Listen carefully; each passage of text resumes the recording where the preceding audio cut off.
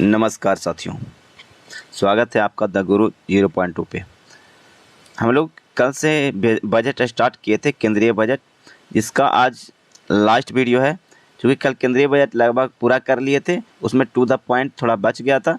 उसका शेष पार्ट को आज कर लेंगे, ताकि आगामी जितना भी एग्ज़ाम हो उसमें करेंट अफेयर्स में सबसे ज़्यादा पूछे जाते हैं क्वेश्चन, तो यहीं से पूछे जाते हैं बजट से। तो बजट बहुत इम्पोर्टेंट पोर्शन हो जाता है। तो चलिए बिना देर किए स्टार्ट करते हैं, बाकी जो शेष बचा है उसका, और आज समाप्त करते हैं। ठीक है दोस्तों, क्योंकि आप लोग जान रहे हैं कि प्रत्येक दिन एक वीडियो सुबह एक वीडियो शाम आएगा करेंट अफेयर्स का। जो शाम में बिहार करेंट होगा हो रहा है, और सुबह में ओवरऑल हो रहा है। तो इसका लाभ आप लोग ज़रूर उठाएं, सुबह और शाम एक एक वीडियो करेंट का कीजिए, ताकि करेंट में आपको कोई दिक्कत नहीं होगा।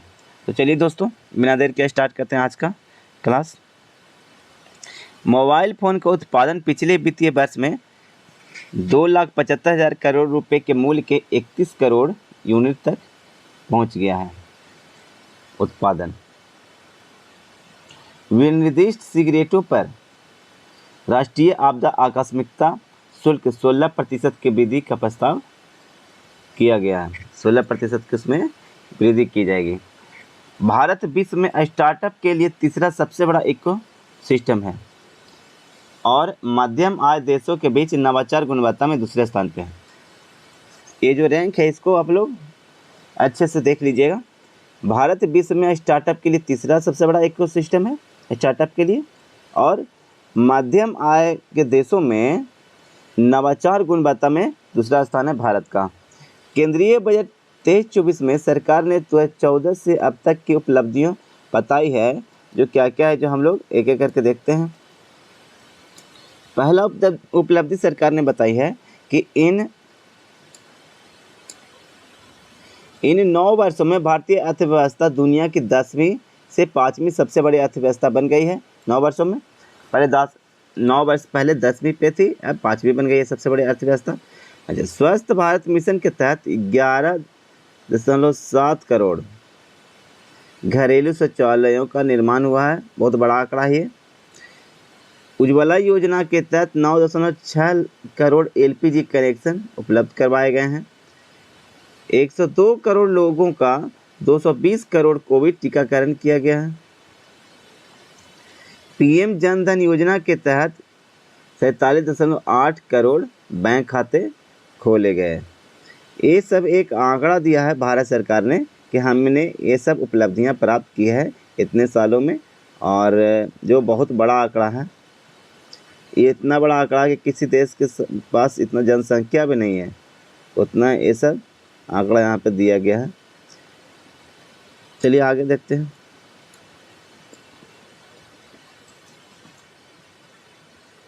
पीएम सुरक्षा बीमा। पीएम सुरक्षा बीमा और पीएम जीवन ज्योति योजना के तहत 44.6 करोड़ व्यक्तियों की बीमा कवर, और पीएम किसान सम्मान निधि के तहत 11.4 करोड़ से अधिक किसानों को 2.2 लाख करोड़ रुपए का नगद हस्तांतरण किया गया, जो 4 महीना पे 2 हज़ार रुपया आता है। साल भर में जो 6,000 रुपया आता है, उसी का बात यहाँ पे किया जा रहा है। वो जो योजना है उसका नाम है पीएम किसान सम्मान निधि योजना। इससे 11.4 करोड़ से अधिक किसानों को लाभ हुआ है। इसमें सरकार का पैसा खर्च हुआ है 2.2 लाख करोड़ रुपया। प्रति व्यक्ति आय दुगना से भी अधिक होकर 1.97 लाख रुपया हो गया है। प्रति व्यक्ति आय भारत के लोगों का कितना हो गया है? प्रति व्यक्ति आय 1.97 लाख, मतलब 1,97,000 रुपया। यहाँ भारत के प्रति व्यक्ति आय हो गया है 1,97,000 रुपया। अब व्यक्तिगत आयकर के बारे में हम लोग जानते हैं।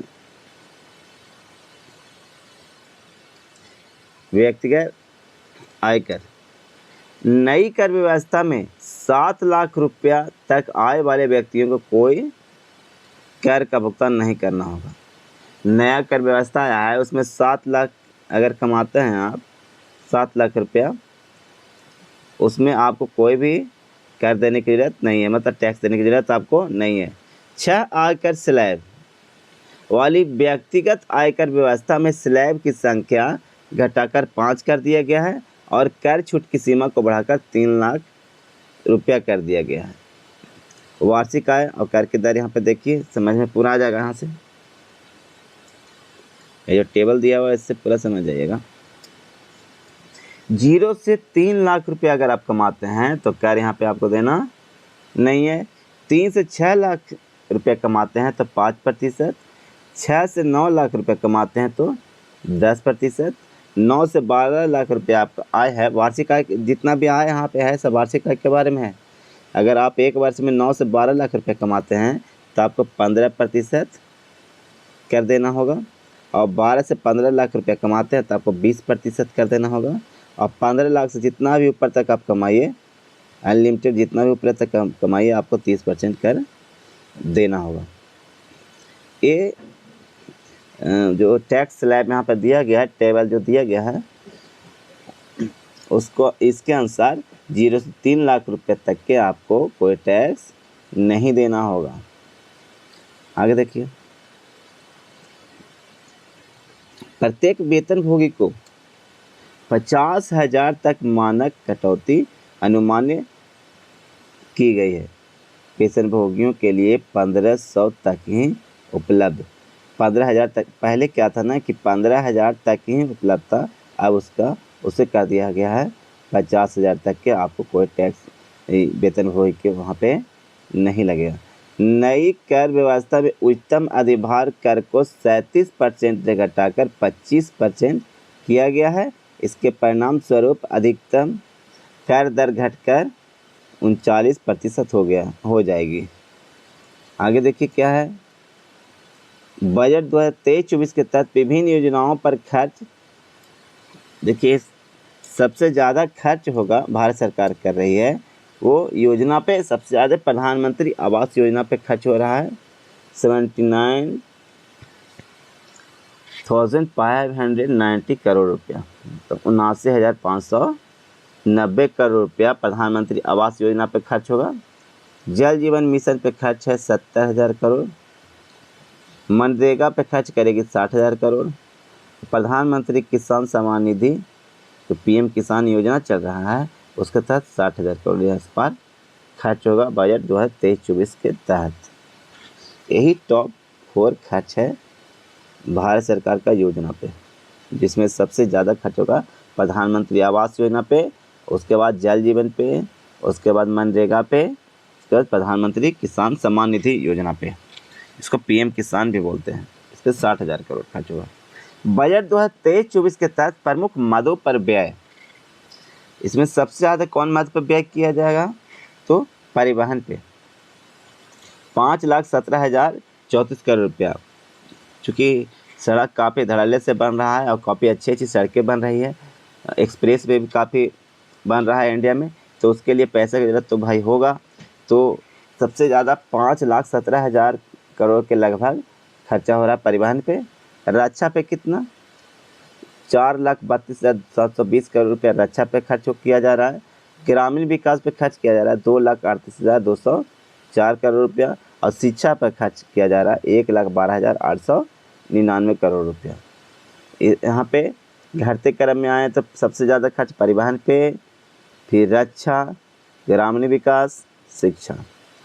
ठीक है, चूँकि भारत है जो अभी भारत है जो यहाँ पे लगभग 3 हिस्सा यहाँ के लोग अभी तक गांव में ही रहते हैं, तो इसके लिए ग्रामीण विकास पे खर्च तो रहेगा ही, इसलिए ये तीसरा पोजीशन पे आता है।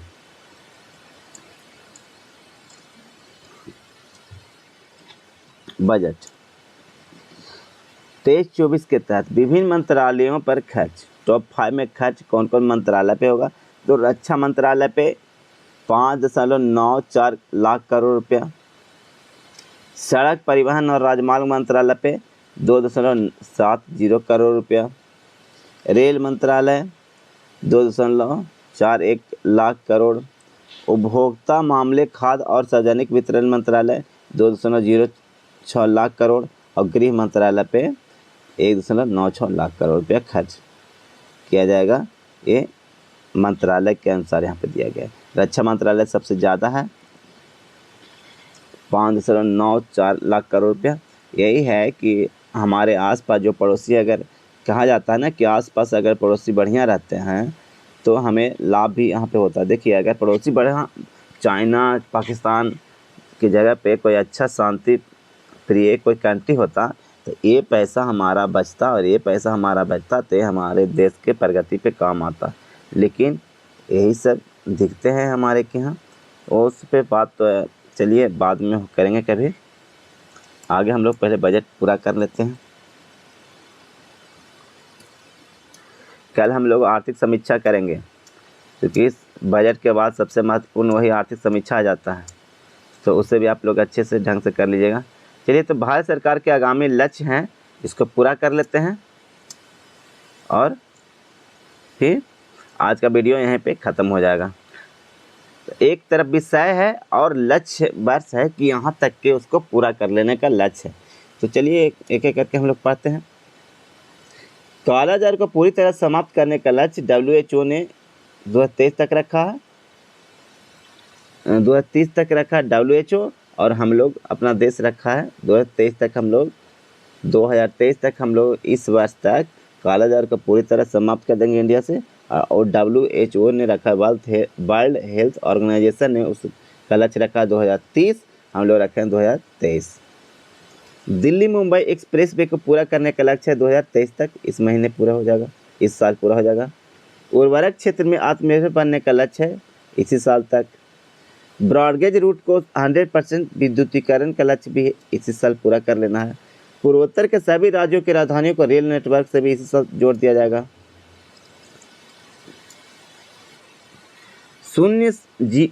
कृषि में शून्य डीजल उपयोग तथा नवीकरणीय ऊर्जा के इस्तेमाल का लक्ष्य 2024 तक।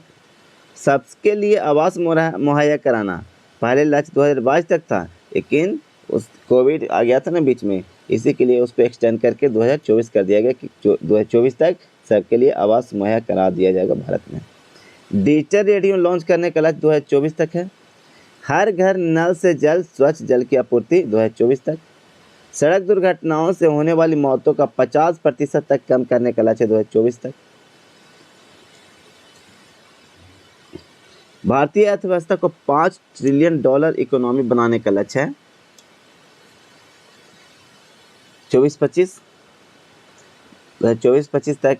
यह एक टारगेट रखा गया है कि भारत की अर्थव्यवस्था $5 ट्रिलियन का बना दिया जाएगा।